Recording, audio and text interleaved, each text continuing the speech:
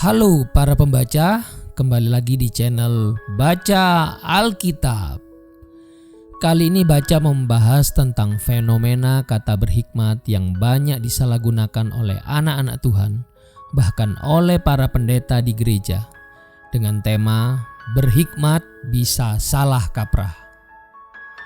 Banyak anak-anak Tuhan dan para pendeta menggunakan kata harus berhikmat hanya karena mereka takut kehilangan popularitas di mata orang lain, atau untuk membenarkan pemikiran mereka yang terbatas, pemikiran secara manusia, bahkan pemikiran dari dunia ini, yang dimana semua pemikiran tersebut sebenarnya tidak sesuai dengan Alkitab.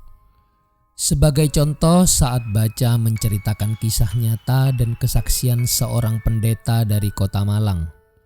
Seorang pendeta yang pada saat itu hanya memiliki gereja yang kecil. Secara finansial mereka masih berjuang. Hidup pas-pasan karena jemaatnya belum banyak. Pada saat itu sang pendeta diminta tolong oleh istrinya untuk pergi membeli susu bagi anak mereka. Tetapi di tengah jalan secara tidak sengaja, sang pendeta tersebut bertemu dengan seorang penginjil yang sedang kehabisan uang untuk membeli tiket pulang ke daerah asalnya. Bingung akan apa yang harus diperbuat karena sang pendeta tersebut jatuh belas kasihan kepada penginjil itu, maka sang pendeta bertanya kepada Tuhan dalam hatinya, "Tuhan, apa yang harus hamba perbuat?" Lalu Tuhan menjawab dan menguatkan hati sang pendeta untuk memberikan uang susu anaknya yang terakhir itu kepada penginjil tersebut. Sang pendeta pun taat dan memberikan uang itu sebagai bantuan kepada sang penginjil. Tentu saja saat pendeta tersebut pulang ke rumah dengan tangan kosong, sang istri memarahinya habis-habisan. Mengapa ia tega mengorbankan susu anak mereka demi kebutuhan orang lain? Tetapi sang pendeta meminta istrinya untuk tetap tenang dan memberi anak mereka minum air beras sebagai pengganti susu. Hampir semua teman baca yang mendengar cerita tentang pendeta tersebut menganggap bahwa sang pendeta tidak berhikmat. Tidak seharusnya dia mengorbankan darah dagingnya demi orang lain, bahkan demi orang yang tidak dia kenal. Meskipun teman-teman baca tahu, dalam kasus ini, sang pendeta yang punya hubungan intim dengan Tuhan ini secara khusus disuruh Tuhan untuk melakukan hal tersebut. Baca lalu melanjutkan kesaksian pendeta tersebut. Hari-hari berlalu seperti biasa, tahun demi tahun berjalan. Sang pendeta tersebut tetap setia memberi bantuan kepada orang yang membutuhkan. Sampai akhirnya puluhan tahun kemudian, Tuhan mempertemukan sang pendeta dengan seorang yang kaya. Dan lewat doa pendeta ini, orang kaya itu disembuhkan dari penyakitnya. Sebagai rasa ucapan terima kasih, orang kaya tersebut meminta sang pendeta untuk pindah dari gereja kecilnya itu dan membangun lagi sebuah gereja besar bernilai miliaran rupiah, berkapasitas ribuan orang, yang pembiayaannya akan ditanggung orang kaya tersebut. Di tengah-tengah peresmian mega church tersebut, beliau bersaksi, "Karena disuruh Tuhan, saya relakan anak saya untuk minum air beras. Puji Tuhan, sampai sekarang Tuhan pelihara. Anak saya menjadi anak yang pintar, dapat beasiswa gratis untuk bersekolah ke luar negeri. Hingga Tuhan juga percayakan gereja yang besar ini. Semua itu karena Tuhan mengajari saya untuk memberi terlebih dahulu. Saya tidak pernah menyangka bisa membangun gereja yang besar ini, karena keuangan jemaat di gereja kami yang kecil tidak seberapa. Tapi kalau Tuhan yang memberkati, Dia akan memberikan lebih daripada yang engkau doakan, lebih dari yang engkau sanggup pikirkan." Di akhir kesaksian pendeta ini, teman-teman baca terbelah. Ada yang mulai ragu, ya nggak tahu ya, berhikmat atau tidak sang pendeta itu kalau akhir ceritanya demikian. Namun ada juga yang tetap menganggap kalau hal tersebut hanyalah kebetulan. Tanpa beliau mengorbankan susu anaknya dan punya sifat memberi, mungkin beliau akan tetap memiliki gereja yang besar atau bahkan lebih besar. Dari sini baca bisa menarik kesimpulan kalau teman-teman baca sebenarnya hanya takut berada di posisi sulit seperti sang pendeta, dan mereka tidak mau melakukan pengorbanan yang sama seperti yang pendeta itu lakukan. Barangkali karena memang belum waktunya berada di fase itu bersama Tuhan. Jadi dengan menilai sang pendeta tidak berhikmat, mereka bisa berkelit dan lari dari kewajiban melakukan hal-hal sulit yang Tuhan perintahkan. Padahal dari buahnya kita melihat bahwa sang pendeta tersebut menuai apa yang telah ditabur selama pelayanannya itu. Nah, penggunaan kata berhikmat yang seperti ini seringkali digunakan anak-anak Tuhan maupun para pendeta untuk membenarkan pemikiran mereka secara manusia, pemikiran yang secara daging, pemikiran yang secara dunia, daripada mendengarkan suara Tuhan. Kalau kita tidak sesuai dengan perintah Tuhan, hikmat siapa yang kita pakai? Hikmat manusia? Hikmat daging? Hikmat dunia ini? Atau hikmat Tuhan?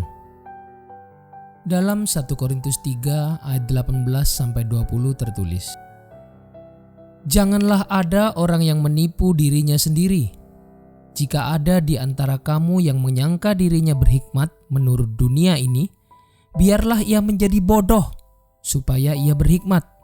Ayat 19, "Karena hikmat dunia ini adalah kebodohan bagi Allah. Sebab ada tertulis, ia yang menangkap orang berhikmat dalam kecerdikannya." Ayat 20, "Dan di tempat lain, Tuhan mengetahui rancangan-rancangan orang berhikmat. Sesungguhnya semuanya sia-sia belaka." Dari ayat ini Paulus menasihatkan kita supaya kita berhati-hati.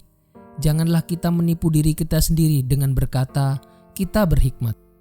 Padahal perkataan tersebut hanya untuk membenarkan diri yang sedang memakai hikmat daging, hikmat dunia ini. Dalam 1 Korintus 1 ayat 18-29 tertulis, "Sebab pemberitaan tentang salib memang adalah kebodohan bagi mereka yang akan binasa. Tetapi bagi kita yang diselamatkan, pemberitaan itu adalah kekuatan Allah." Ayat 19, "Karena ada tertulis, Aku akan membinasakan hikmat orang-orang berhikmat, dan kearifan orang-orang bijak akan kulenyapkan." Ayat 20, "Di manakah orang yang berhikmat? Di manakah ahli Taurat? Di manakah pembantah dari dunia ini? Bukankah Allah telah membuat hikmat dunia ini menjadi kebodohan?" Ayat 21, "Oleh karena dunia dalam hikmat Allah tidak mengenal Allah oleh hikmatnya, maka Allah berkenan menyelamatkan mereka yang percaya oleh kebodohan pemberitaan Injil." Ayat 22, "Orang-orang Yahudi menghendaki tanda, dan orang-orang Yunani mencari hikmat." Ayat 23, "Tetapi kami memberitakan Kristus yang disalibkan. Untuk orang-orang Yahudi suatu batu sandungan, dan untuk orang-orang bukan Yahudi suatu kebodohan." Ayat 24, "Tetapi untuk mereka yang dipanggil, baik orang Yahudi maupun orang bukan Yahudi, Kristus adalah kekuatan Allah dan hikmat Allah." Ayat 25, "Sebab yang bodoh dari Allah lebih besar hikmatnya daripada manusia, dan yang lemah dari Allah lebih kuat daripada manusia." Ayat 26, "Ingat saja saudara-saudara, bagaimana keadaan kamu ketika kamu dipanggil. Menurut ukuran manusia, tidak banyak orang yang bijak, tidak banyak orang yang berpengaruh, tidak banyak orang yang terpandang." Ayat 27, "Tetapi apa yang bodoh bagi dunia, dipilih Allah untuk memalukan orang-orang yang berhikmat. Dan apa yang lemah bagi dunia, dipilih Allah untuk memalukan apa yang kuat." Ayat 28, "Dan apa yang tidak terpandang dan yang hina bagi dunia, dipilih Allah. Bahkan apa yang tidak berarti, dipilih Allah untuk meniadakan apa yang berarti." Ayat 29, "Supaya jangan ada seorang manusia pun yang memegahkan diri di hadapan Allah." Ayat 30, "Tetapi oleh Dia, kamu berada dalam Kristus Yesus, yang oleh Allah telah menjadi hikmat bagi kita. Ia membenarkan dan menguduskan dan menebus kita. Hikmat yang dari Tuhan bukankah seharusnya sesuai dengan suara Tuhan dan selaras dengan pemberitaan Injil? Memang kalau kita memakai hikmat manusia, hikmat daging, hikmat dunia, popularitas kita akan tetap terjaga, bahkan bisa naik. Karena memang lebih banyak manusia yang suka akan hikmat dunia, hikmat daging, daripada hikmat Tuhan yang seringkali di luar akal, yang seringkali memproses karakter kita, yang seringkali membuat daging kita tidak nyaman, yang seringkali membuat kita terlihat bodoh di hadapan dunia ini.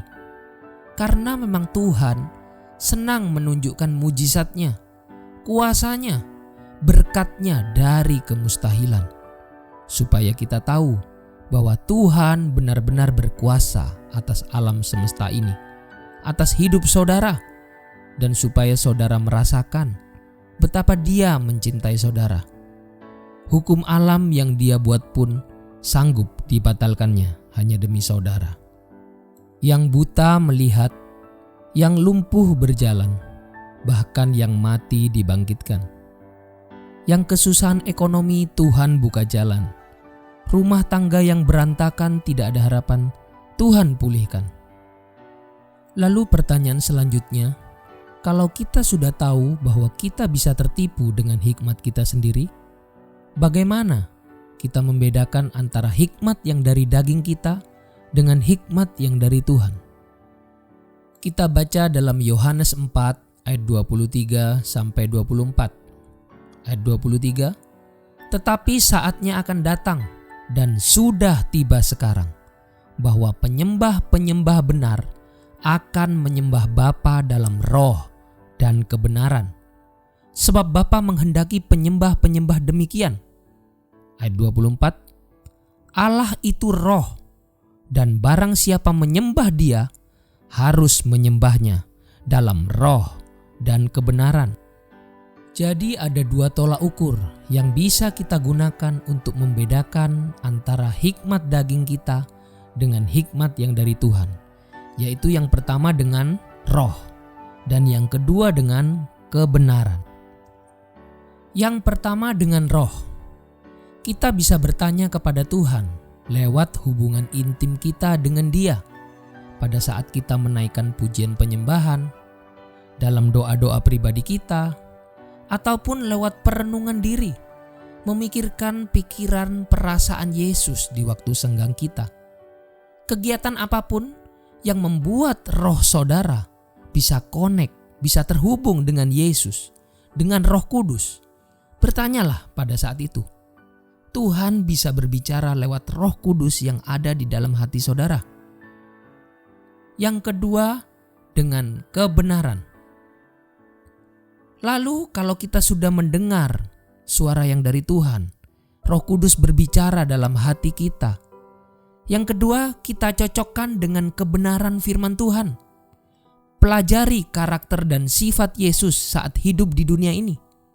Dari cara hidup dan pemikiran rasul-rasul yang mengiring Yesus. Apakah Yesus yang telah ditulis di Alkitab akan melakukan hal yang kita pandang hikmat ini? Atau justru hikmat ini bertentangan dengan sifat dan cara hidupnya selama di dunia? Dalam surat 1 Yohanes 4 ayat 6 tertulis, kami berasal dari Allah. Barang siapa mengenal Allah, ia mendengarkan kami. Barang siapa tidak berasal dari Allah, ia tidak mendengarkan kami. Itulah tandanya roh kebenaran dan roh yang menyesatkan. Nah, dari 1 Yohanes 4 ayat 6 ini kita juga diajar untuk melihat apa yang sudah dilakukan rasul-rasul sebagai senior kita, apa yang mereka nasihatkan dalam contoh sebagai pelaku firman Tuhan. Apakah hal yang kita pandang hikmat ini sudah sesuai dengan nasihat dan firman Tuhan yang telah mereka tuliskan?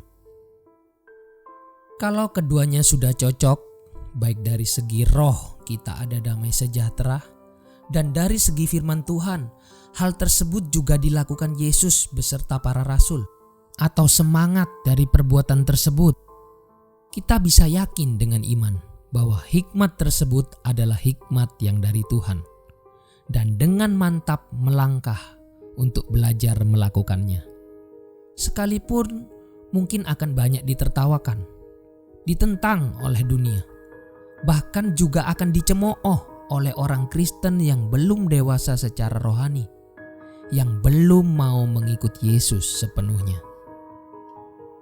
Saya terinspirasi oleh status WhatsApp teman saya yang pernah menulis seperti ini.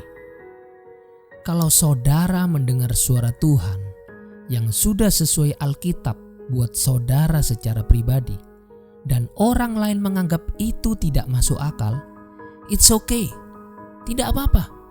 Karena saudara hidup bukan untuk membuat orang lain mengerti, tetapi untuk berkenan di hadapan Bapa dan Yesus.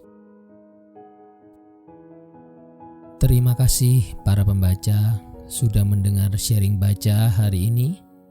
Semoga para pembaca semakin hari semakin memiliki hikmat yang dari Tuhan, yang dari Yesus, dan semakin mengenal Dia secara pribadi. Tuhan Yesus memberkati.